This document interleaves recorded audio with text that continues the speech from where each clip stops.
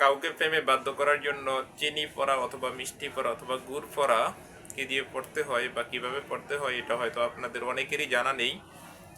আজকে যে ভিডিওটা আমি আপনাদেরকে দিচ্ছি বা যেই ভিডিওটা করতেছি, আজকের ভিডিওটার মাধ্যমে এই বিষয়টা আপনারা স্পষ্টভাবে জেনে যাবেন। সুতরাং আজকের ভিডিওটা আপনাদের জন্য খুবই গুরুত্বপূর্ণ। এই ভিডিওতে আপনারা জানতে পারবেন কিভাবে একটা লোকের মনে চিনি পড়া খাওয়ায় অথবা গুড় পড়া খাওয়া অথবা মিষ্টি পড়া খাওয়া, অর্থাৎ মিষ্টি জাতীয় কোনো জিনিস কোনো লোককে খাওয়ায় কিভাবে তাকে আপনার প্রেমে বাধ্য করবেন এবং তার মনের ভিতরে কিভাবে আপনার প্রেম ভালোবাসা পয়দা করবেন, এই বিষয়টা আজকের ভিডিওতে স্পষ্ট করবো আপনাদেরকে। সুতরাং ভিডিওটা আপনাদের জন্য খুবই গুরুত্বপূর্ণ।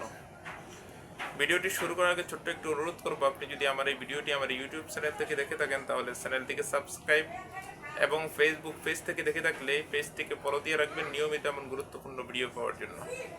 চলুন তাহলে কথা না বাড়িয়ে ভিডিওর মেন আলোচনায় আসতে পারি। দর্শক, স্ক্রিনে একটি মন্ত্র দিয়ে দিয়েছি।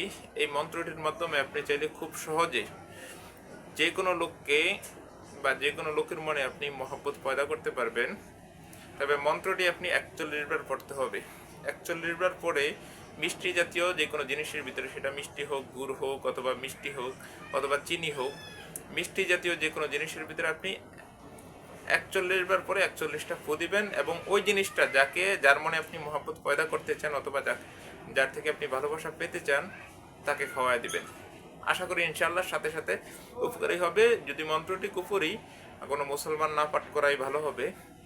তবে যাকে খাওয়াই দিবেন তীরের মতো কাজ করবে। এটি একটি কুফরি মন্ত্র, 100% উপকারী একটি মন্ত্র।